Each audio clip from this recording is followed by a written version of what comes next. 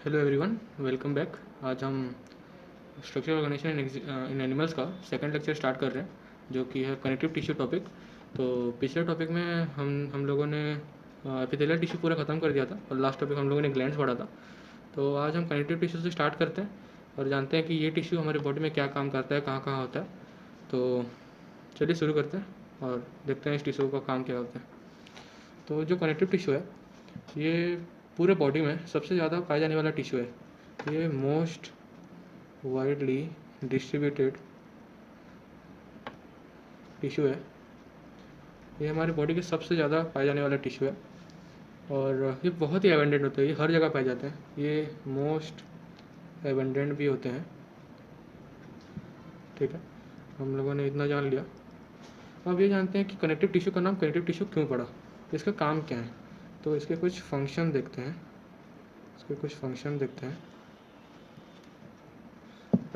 इसका पहला फंक्शन ये है कि ये स्ट्रक्चर्स को कनेक्ट करता है बॉडी के अंदर, कनेक्ट्स स्ट्रक्चर्स। ठीक है, ये स्ट्रक्चर्स को कनेक्ट करता है और ये ऑर्गन्स के अराउंड पैकिंग कराने में भी हेल्प करता है। ये पैकिंग अराउंड ऑर्गन्स। ठीक है, इसका तीसरा जो फंक्शन है वो है ये एनिमीज से या फिर फॉरेन टॉक्सिन से हमारे बॉडी को बचाने में हेल्प करता है।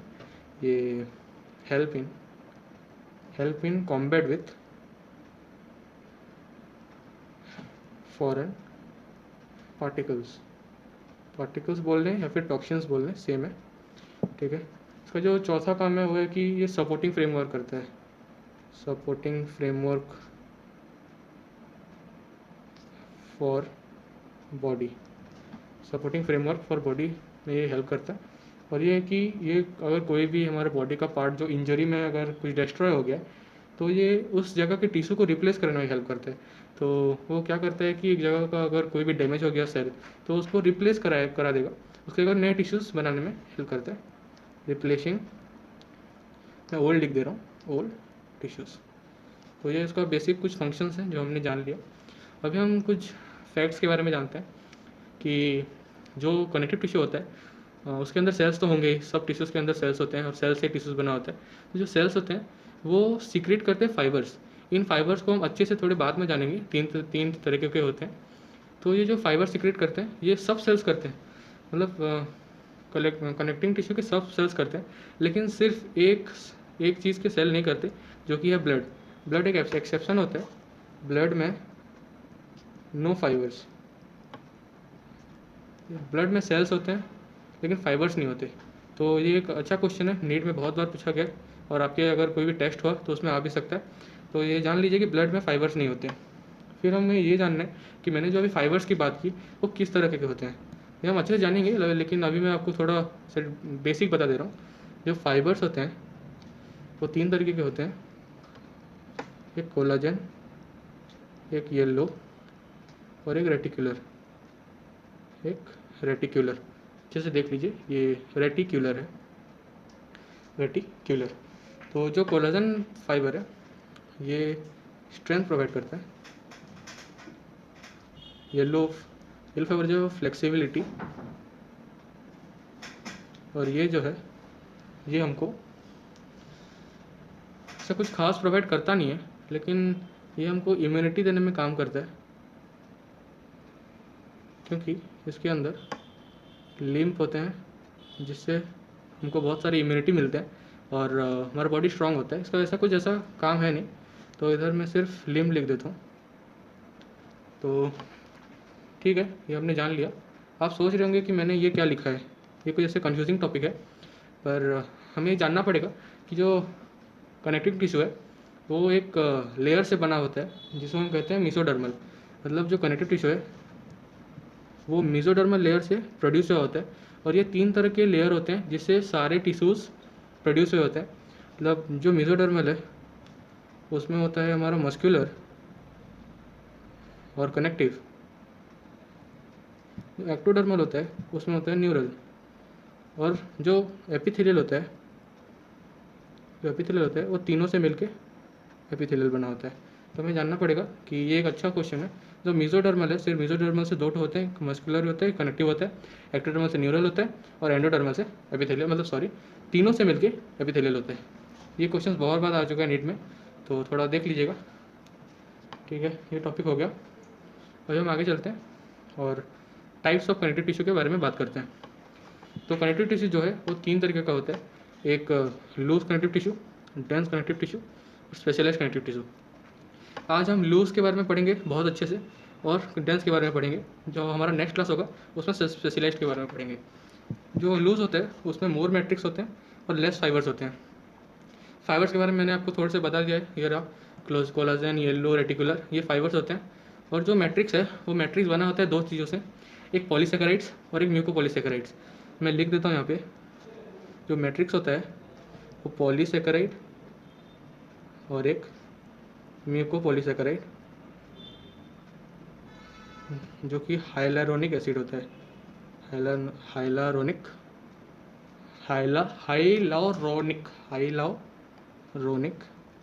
एसिड। तो इन दोनों चीज़ों से मैट्रिक्स बना होता है। जो लूज होता है उसमें मैट्रिक्स ज़्यादा होते हैं, फाइबर्स कम होते हैं। जो डेंस होता है उसमें फाइबर ज़्यादा होते हैं, मैट्रिक्स कम होते हैं, इसलिए उसका नाम डेंस पड़ा और इसका नाम लूज पड़ा। तो लूज कनेक्टिव टिश्यू में हम लोग 2 चीज़ों के बारे में पढ़ेंगे, एक एरियोलर टिश्यू, एक एडिपोज टिश्यू। और डेंस कनेक्टिव टिश्यू में हम लोग पढ़ेंगे डेंस रेगुलर और डेंस इरेगुलर।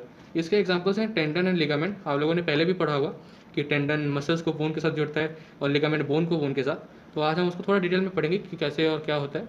और डेंस इरेगुलर टिश्यू जो कि हमारे स्किन में पाया जाता है, उसको डिटेल में पढ़ेंगे आगे। और ये जो स्पेशलाइज्ड कनेक्टिव टिश्यू है वो 2 तरीके से बना होता है, एक स्केलेटल और एक फ्लूइड। स्केलेटल मतलब कार्टिलेज एंड बोन, और लिक्विड मतलब ब्लड एंड लिम्फ। इसमें सॉलिड जो होता है, मतलब जो मैट्रिक्स होता है वो सॉलिड होता है और मिनरलाइज्ड होता है। और इसमें जो मैट्रिक्स होता है वो लिक्विड होता है और फाइबर फ्री होता है, उसमें फाइबर बिल्कुल नहीं होते। मैंने आपको पहले ही बोला है कि ब्लड में फाइबर नहीं होते। और आप एक और चीज़ याद कर लीजिए जो कि है लिम्फ। तो ठीक है, अभी हम एक दूसरे टॉपिक के पास जाते हैं। ये है एक बहुत ही इंपॉर्टेंट और बहुत ही ज़रूरी डायग्राम या फिर पेज जो मैं आपके लिए लेके आया हूँ। ये मतलब बहुत ही इंपॉर्टेंट, मैंने यहाँ पे लिख के भी रखा है। ये हद से ज़्यादा इंपॉर्टेंट है क्योंकि इससे ही पूरे चैप्टर या फिर पूरे कनेक्टिव टिश्यू में हेल्प करेगा। तो मैंने आपको बताया था कि सेल्स सेल्स जो होता है, एक टिश्यू में सेल्स होते हैं और वो सेल्स फाइबर्स प्रोड्यूस करते हैं कनेक्टिव टिश्यू में। तो आज हम इन्हीं सेल्स और फाइबर्स के बारे में एक पेज में पूरा पढ़ेंगे।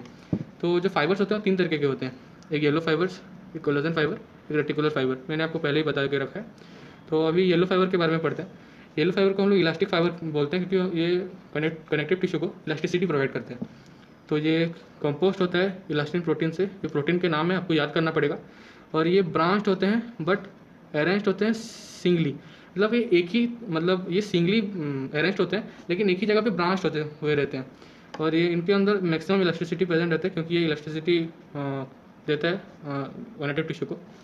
तो ठीक है, अभी हम कोलाजन फाइबर के पास चलते हैं, जिसको हम वाइट फाइबर भी बोलते हैं क्योंकि ये वाइट इन कलर होता है। ये कोलाजन प्रोटीन से बना हुआ होता है। मैं पहले बता दे रहा हूँ आपको कि प्रोटीन का नाम बहुत ज़रूरी है, इसको याद करके रखिए। और ये मोस्ट एबंडेंट प्रोटीन होता है एनिमल किंगडम में, कोलाजन प्रोटीन। ये भी बहुत अच्छा क्वेश्चन है जो हम बायोमोलिक्यूल्स में पढ़ेंगे, वो एक चैप्टर है, उसमें ये बहुत इंपॉर्टेंट टॉपिक है, याद कर लीजिएगा। इसका जो टेक्सचर होता है, मतलब इसका जो अपीयरेंस होता है वो वेवी होता है, इनइलास्टिक होता है, टफ होता है। और ये बंडल्स में अरेंज हो रहता है। ये होता है, ये ब्रांच होता है बट सिंगली अरेंज होता है, लेकिन ये बंडल्स में होता है, बहुत सारे को मिक्स होकर होता है। और ये इनइलास्टिक होता है, इधर इलास्टिक प्रॉपर्टीज़ नहीं होते इसके अंदर। और ये टफ भी होता है और ये वेवी नेचर का होता है। टफ इसलिए होता है क्योंकि ये हमको स्ट्रेंथ प्रोवाइड करता है, ये कनेक्टिव टिश्यू को स्ट्रेंथ प्रोवाइड करता है। तो जब हम कोलाजन फाइबर को बॉयल करेंगे तो उसके अंदर से जेलेटिन प्रोड्यूस होगा। जेलेटिन एक प्रोटीन कह लीजिए, ऐसा टाइप का एक चीज़ है जिसको बॉयल करने से प्रोड्यूस होता है, याद कर लीजिएगा इसको। और ये ह्यूमन बॉडी में सबसे लार्जेस्ट अमाउंट में रहता है कोलाजन फाइबर। तो अभी हम रेटिकुलर फाइबर्स के बारे में पढ़ते हैं। रेटिकुलर फाइबर्स को एरिथ्रोफिल फाइबर्स कहते हैं, एरिथ्रोफिल फाइबर्स। और ये इसे ऐसा क्यों बोलते हैं क्योंकि ये स्टेन्ड हो सकता है सिल्वर सॉल्ट्स के साथ। ये रेटिकुलिन प्रोटीन के साथ बना होता है, याद कर लीजिएगा। ये हाईली ब्रांच्ड होता है और डेंस नेटवर्क बनाता है, जिसमें डेलिकेट फाइबर्स होते हैं, लेकिन इसमें इलास्टिसिटी पूरा एब्सेंट होता है, इलास्टिसिटी बिल्कुल नहीं होता। और ये लिम्फोइड ऑर्गन्स में मेनली फाउंड होता है, जैसे कि स्प्लीन, लिम्फ और नोड्स, स्प्लीन और लिम्फ नोड्स। ठीक है, हमने फाइबर्स के बारे में पढ़ लिया, ये इजी टॉपिक है। अभी हम सेल्स की तरफ बढ़ते हैं। सेल्स होते हैं 4 तरीके के, एक फाइब्रोब्लास्ट, ओहो सॉरी, एक है फाइब्रोब्लास्ट, एक है मास्ट सेल, एक है मैक्रोफेज, एक है मेसेनकाइम सेल। तो फाइब्रोब्लास्ट के तरफ पहले पढ़ते हैं। जो फाइब्रोब्लास्ट होता है वो लार्जेस्ट सेल होता है कनेक्टिव टिश्यू का सबसे लार्जेस्ट सेल होता है फाइब्रोब्लास्ट।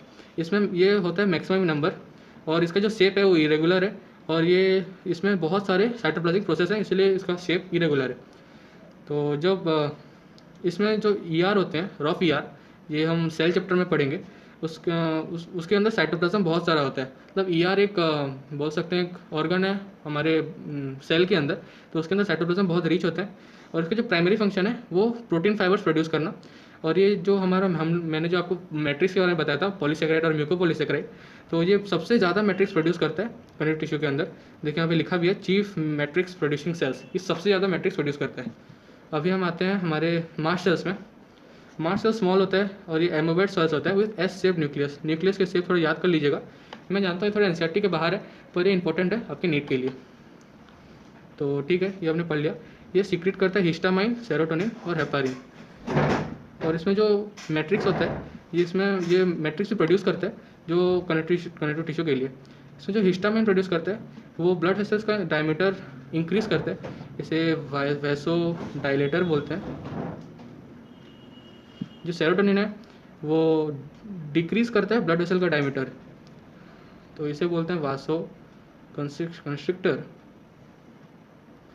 हमें लिखा भी है decreases diameter of blood vessels. जो हेपारिन है ये लिक्विफाई द ब्लड करता है, मतलब ये ब्लड को लिक्विफाई करता रहता है, उसको क्लॉट होने नहीं देता बॉडी के अंदर। तो ठीक है, अभी हम मैक्रोफेज में जाते हैं। ये तीसरे नंबर का सेल्स है। ये सेकंड लार्जेस्ट में साइज है, सबसे बड़ा साइज जो होता है वो होता है फाइब्रोब्लास्ट का, उसके बाद होता है मैक्रोफेज का, और ये सेकंड मैक्सिमम इन नंबर भी होता है, सेकंड मैक्सिमम नंबर। और ये एमोबेट सेल्स होते हैं, किडनी शेप न्यूक्लियस होता है। साइटोप्लाज्म ये ग्रेनुलर होता है, लेकिन ग्रेनुलर जैसा दिखता है क्योंकि बहुत सारे लाइसोसोम्स होते हैं। ठीक है, ये मैक्रोफेज जो होता है वो फैगोसाइटिक in नेचर होता है। फैगोसाइटिक मतलब जो भी बैक्टीरिया या फिर वायरस बाहर से आते हैं उनको एक तरह से खा लेते हैं, कह सकते हैं हम, लेकिन थोड़ा उनके लिए फैगोसाइटिक होता है। उनके लिए मतलब ये उनको हम लोगों को उनसे बचाता है। ये डिस्ट्रॉय करता है बैक्टीरिया और वायरस को बाय फैगोसाइटोसिस। इसको स्कैवेंजर्स ऑफ कनेक्टिव टिश्यू कहते हैं क्योंकि ये destroy dead and damage cells to clean the connective tissue. ये इसको बोलते हैं स्कैवेंजर्स ऑफ कनेक्टिव टिश्यू क्योंकि ये जो डेड और डैमेज सेल्स होते हैं उनको क्लीन करते हैं कनेक्टिव टिश्यू से। इसको हिस्टोसाइट्स भी बोलते हैं, याद कर लीजिएगा। और ये पाए जाते हैं कुछ जगहों पे, बहुत सी जगहों पे पाए जाते हैं, लेकिन मैंने कुछ यहाँ पे नोट डाउन किए हैं। लीवर, ब्रेन, लंग्स, स्प्लीन और थाइमस। हमारा चौथा सेल है वो है मेसेनकाइम सेल। ये स्मॉल साइज के होते हैं और इसका कुछ इतना ज़्यादा इंपॉर्टेंस है नहीं, लेकिन आप थोड़ा याद कर लीजिएगा। ये स्मॉल साइज होते हैं, प्लूरिपोर्न सेल्स होते हैं कनेक्टिव टिश्यू के। ठीक है, अभी हम लिम्फोसाइट्स और प्लाज्मा सेल्स के बारे में आते हैं। लिम्फोसाइट्स जो होता है वो हमको इम्यूनिटी देता है, इम्यूनिटी देने में ये हेल्प करता है।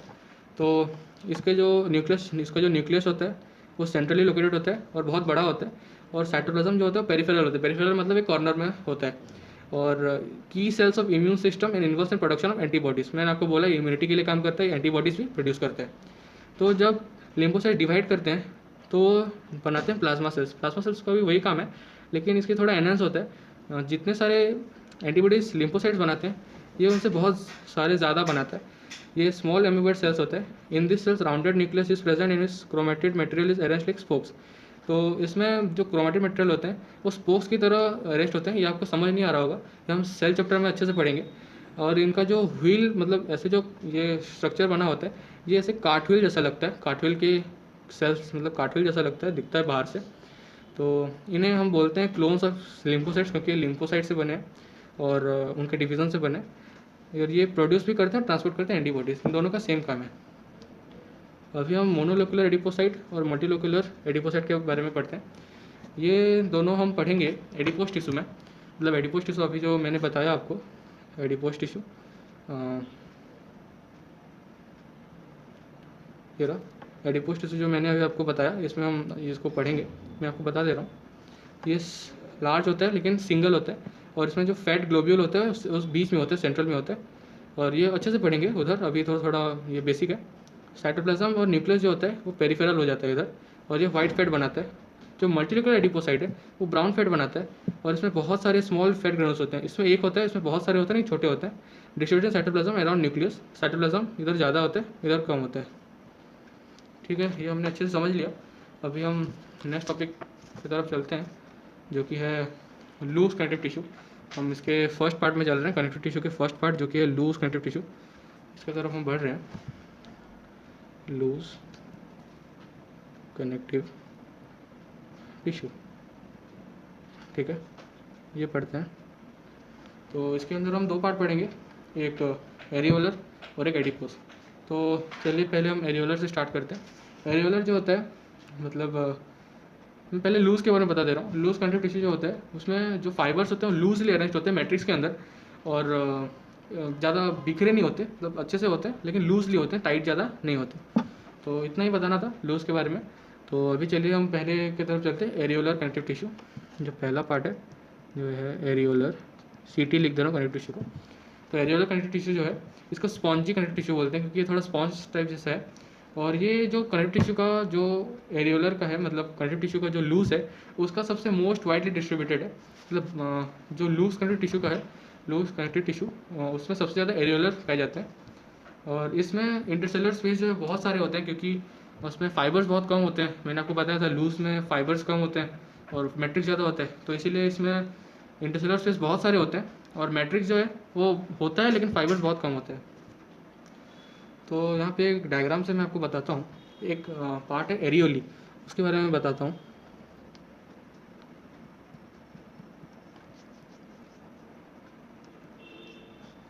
तो अभी मैंने ये बनाया, ये जो एक पार्ट आप देख रहे हैं, ये एक पार्ट या फिर कोई भी एक पार्ट लीजिए, इसको बोलते हैं एरियोली। ये ऐसे पार्ट्स में डिवाइड होता है। मैं पढ़ दे रहा हूँ क्या लिखा है। Due to irregular arrangement of bundles of collagen fibres many gaps are present. ये जो गैप्स हैं ये प्रेजेंट होते हैं जिनको हम लोग एरियोली बोलते हैं। मतलब इसमें इरेगुलर सब अरेंज होता है लेकिन लूज होता है, तो इसलिए गैप्स जैसे बन जाते हैं। ये जो लाइन है ये कोलाजन फाइबर है, कोलाजन फाइबर, और ये तो है, ये एरियोली है। तो इस एरियोली में सब चीज़ प्रेजेंट होते हैं, फाइबर्स प्रेजेंट होंगे, सेल्स प्रेजेंट होंगे, मैट्रिक्स प्रेजेंट होगा। ये एक एरियोली में सब प्रेजेंट होगा, लेकिन ये डिवाइड होकर नया चीज़ बन गया, इसको हम एरियोली बोल रहे हैं। तो ये जो सेल्स है, मतलब ये एरियोलर कनेक्टिव टिश्यू है, इसमें बहुत सारे कोलाजन फाइबर मिलते हैं लेकिन इलास्टिक फाइबर बहुत कम मिलता है। इसमें more collagen fiber but less elastic fibers. More, इसमें ज़्यादा कोलाजन फाइबर और लेस इलास्टिक फाइबर्स मिलते हैं। तो ये हमने पढ़ लिया। अभी हम इसके बारे में और कुछ समझते हैं कि इसमें फाइब्रोब्लास्ट होते हैं, मास्ट सेल होते हैं और मैक्रोफेज होते हैं। मतलब तीनों तरीके के जो सेल्स हैं इसमें प्रेजेंट होते हैं। और इसका जो फंक्शन है ये फ्रेमवर्क ऑफ द एपिथेलियम करता है। मतलब ये कनेक्टिव टिश्यू को एक फ्रेमवर्क देता है ताकि वो अच्छे से अपना काम कर पाए। तो ठीक है, अभी हम ये कहाँ कहाँ मिलते हैं, इसके एग्जाम्पल क्या है और इसका डायग्राम अच्छे से देख के समझते हैं।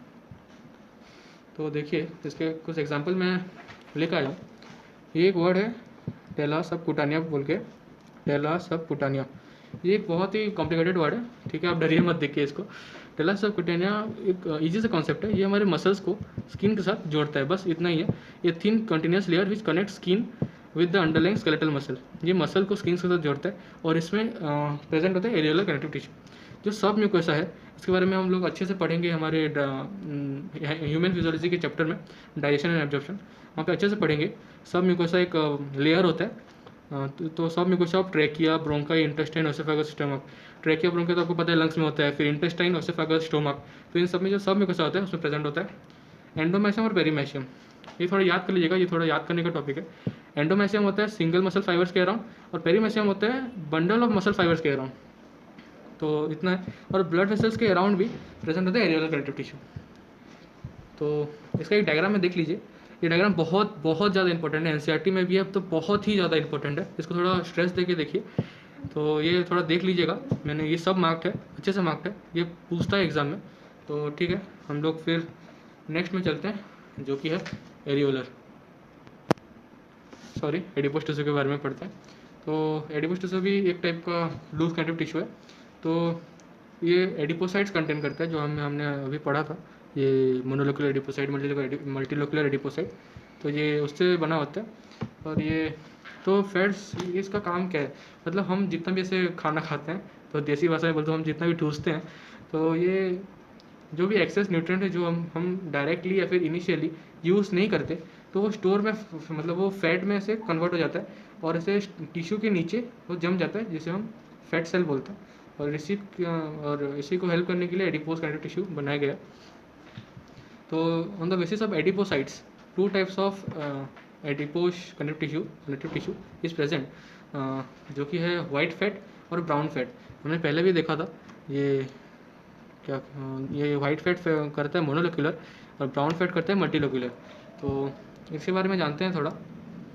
वाइट फैट और ब्राउन फैट, जो वाइट फैट होता है वो मोनोलिक्यूलर एडिपोसाइट से बना होता है और एक सिंगल लार्ज फैट ग्लोब्यूल होता है। हमने पहले पढ़ा था, इधर एक डायग्राम भी है, एक फैट ग्लोब्यूल है जो कि एक सिंगल है जो बहुत बड़ा है, और लेस नंबर ऑफ माइटोकॉन्ड्रिया है। इसमें माइटोकॉन्ड्रिया का नंबर बहुत कम होता है, इसीलिए एनर्जी भी बहुत कम प्रोड्यूस होता है।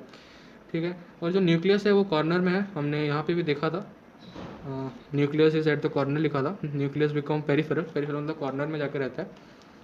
तो इतना ही है। इसके एग्जांपल्स हैं कुछ यहाँ पे दिए गए हैं, पेनिकुलस एडिपोसस, एक yellow bone marrow, fat bodies of frog, blubber of whale, hump of camel. तो ये सारी जगह पे वाइट फैट जो है पाए जाते हैं, और ये डेलिकेट ऑर्गन्स में पाए जाते हैं, जैसे कि आई बॉल, किडनी और ऐसे शॉक एब्जॉर्बर। मतलब ये हेल्प करते हैं कि कोई भी टिश्यू डैमेज ना हो, एक शॉक एब्जॉर्बर के तरह यूज़ होके। तो जो दूसरा टाइप का फैट है वो है ब्राउन फैट। ये मल्टीलोकुलर एडिपोसाइट से बना होता है, इसमें बहुत सारे फैट ग्लोब्यूल्स होते हैं। यहाँ पे एक डायग्राम भी है, बहुत सारे फैट ग्लोब्यूल्स है, जैसे कि ये मैंने बना के रखा है।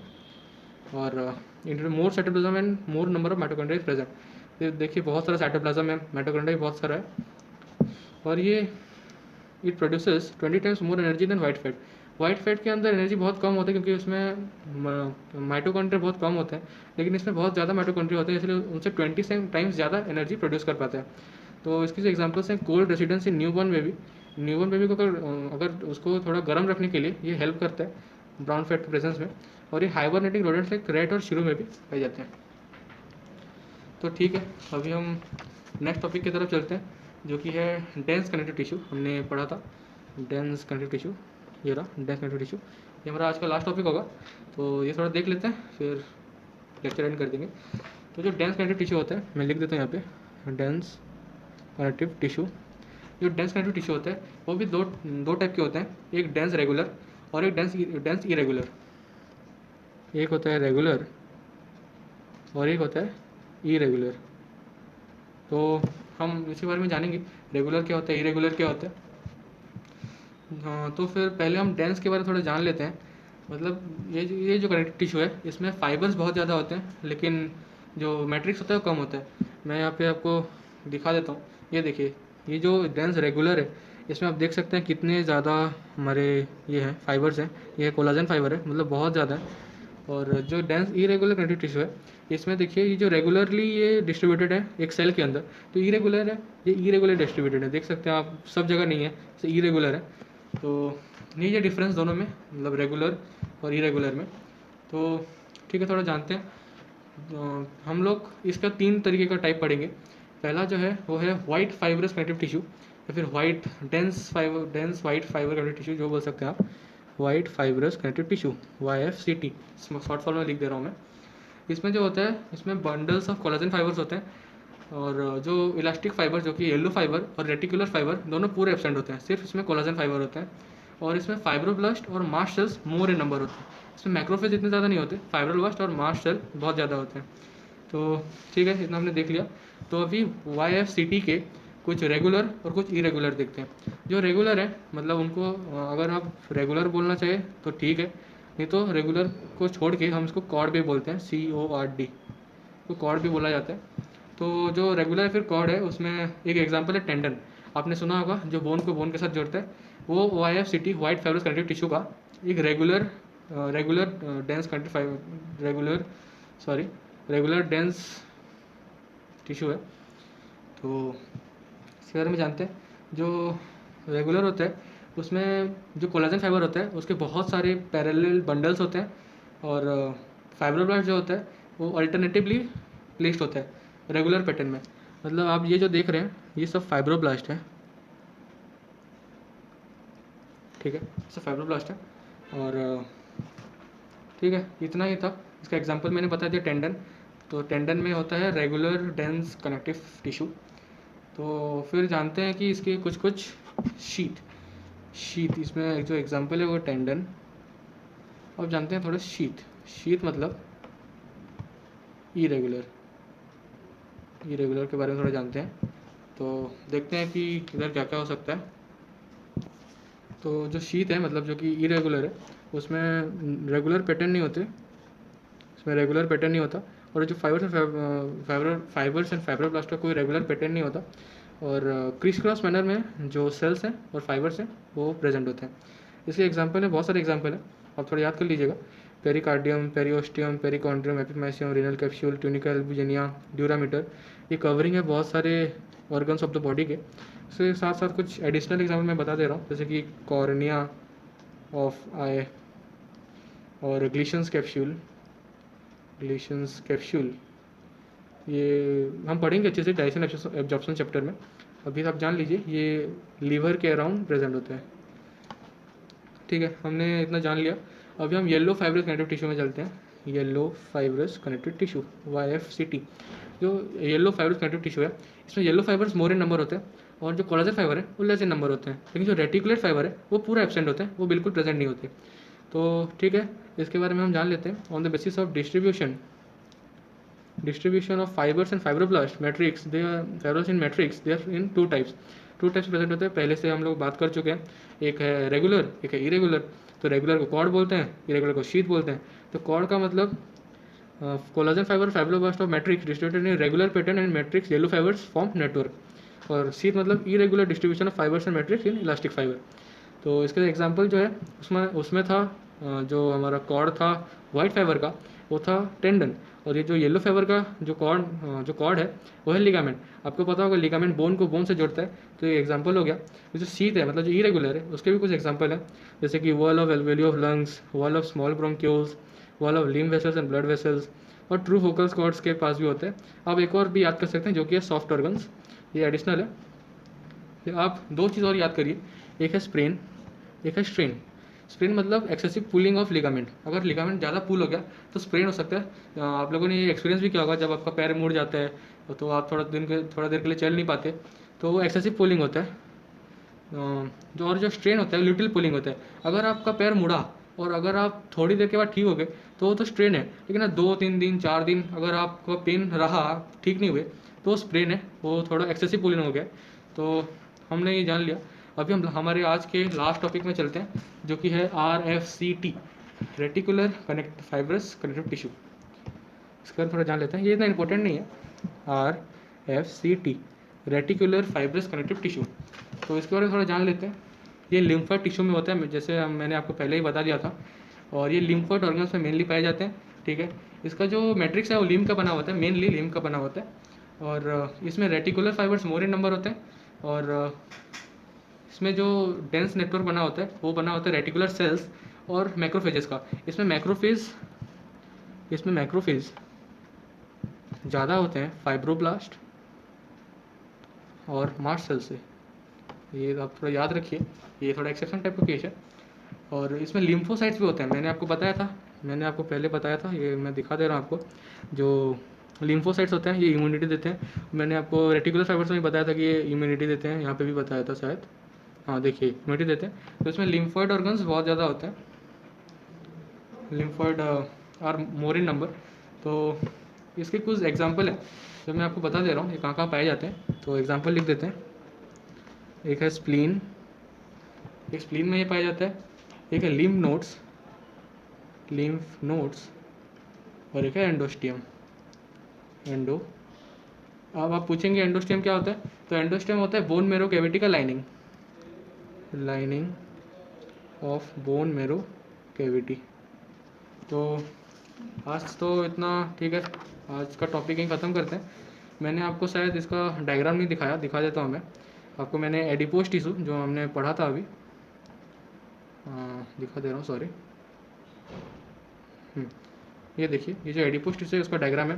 मैंने आप जैसे बोला था, ये फेयर स्टोरेज एरिया है। यहाँ पे जो ये बने होते हैं जो फैट ग्लोब्यूल होता है यहाँ पे फैट ग्लोब्यूल प्रेजेंट होते हैं, सॉरी। और यहाँ पे न्यूक्लियस देखिए थोड़ा पेरिफेरल एरिया में है। और प्लाज्मा मेम्ब्रेन जो है वो आप देख सकते हैं कि बाहर से अंदर से दोनों को कवर करके रखा है, यही तो काम होता है प्लाज्मा मेम्ब्रेन का। तो ठीक है, आज इतना रखते हैं, हमारा टॉपिक तो ख़त्म हो गया। नेक्स्ट क्लास में हम स्पेशलाइज्ड कनेक्टिव टिश्यू के बारे में पढ़ेंगे, हम कार्टिलेज के बारे में पढ़ेंगे, हम बोन के बारे में पढ़ेंगे और ब्लड के बारे में पढ़ेंगे, लिम्फ के बारे में पढ़ेंगे, बहुत अच्छे से पढ़ेंगे सब। तो नेक्स्ट क्लास के लिए वेट कीजिए। तो आज के लिए इतना रखते हैं। और अब लिविंग वर्ल्ड जो चैप्टर है वो वेबसाइट मतलब हमारे चैनल में आ चुका है, आप चेकआउट करिए। और ठीक है, आज के लिए इतना, बाय बाय।